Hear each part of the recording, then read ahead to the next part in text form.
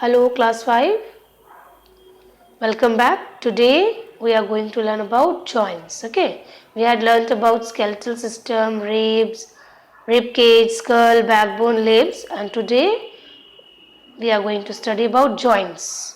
Okay, now come to the book. The places where two or more bones meet or join together are called joints. Means दो bones जहाँ पे meet करता है, that place is called joint. Look here, the picture is given. These two bones, they joined at a place and this place is called joint. The bones are held together at the joints by strong tissues called ligaments. और यही joints में जो tissues form हो जाते हैं that is called ligaments. जिसके कारण जो है bones आपस में joint रहता है. Most of the joints are movable except the joints in the tooth socket and in the skull. सभी जो जॉइंट्स है वो मूवेबल है एक्सेप्ट जो टूथ मीन्स फेस में जो होते हैं वो एंड स्कल ब्रेन में जो होते हैं वो जो है मूव नहीं कर सकता. There are 4 types of movable joints: hinge joints, the ball and socket joint, the pivot joint and the gliding joint. So total 4 types of joints are present in our body. Now we will study it separately about them. Okay, now the first one is the hinge joint. This type of joint allows movement in one direction only, similar to the hinges at a door. Bones in the elbow, knee, toes and fingers have hinge joints. Means ये जो joint है इससे क्या होता है, movement जो हम लोग हमेशा एक ही साइड में कर सकते हैं. ओके, एल्बो, नी हम लोग क्या कर सकते हैं, पैर को फोल्ड कर सकते हैं बट सामने की तरफ से तो फोल्ड नहीं कर सकते. हैंड क्या है, हम लोग सामने फोल्ड कर सकते हैं बट पीछे की तरफ से फोल्ड नहीं कर सकते. Isn't it? लेग भी सिमिलरली हम लोग पीछे की तरफ फोल्ड कर सकते हैं, सामने से फोल्ड नहीं कर सकते.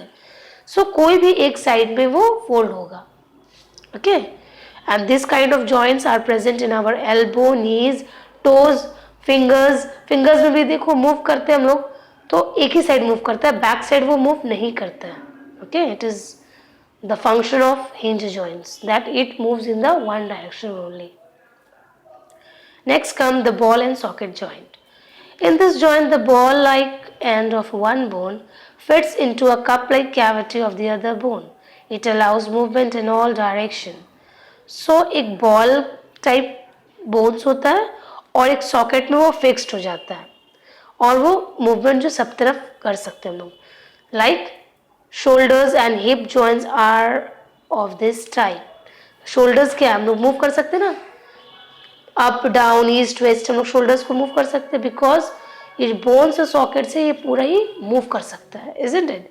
and hip joints में भी means the back of our body, hip joints, that is also an example of ball and socket joint. Next come the pivot joint. Pivot joint allows rotation only. In this joint, the rounded surface of one bone fits into a ring formed by the other bone. Joint between the neck and the head is a pivot joint. Just the bones present in our head and neck. Okay, means क्या है कि एक means कह सकते हैं कि एक top leg structures है जिसके ऊपर वो फिक्स्ड हो गया, वो मूव करता है सभी तरफ.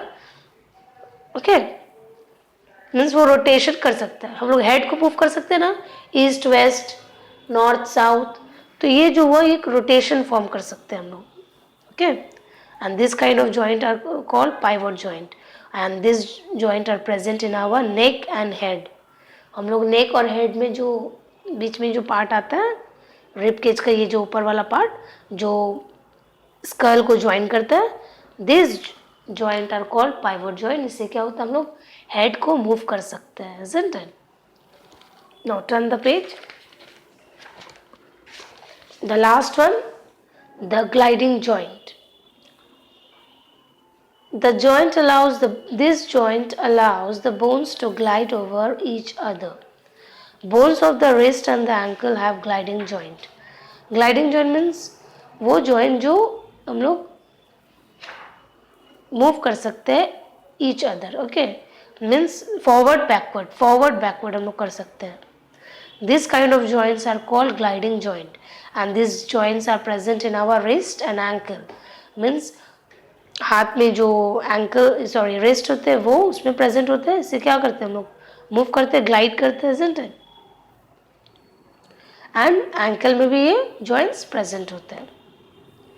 So today let's stop till here. We had learnt about different types of joints.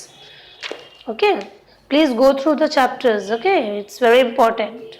Thank you.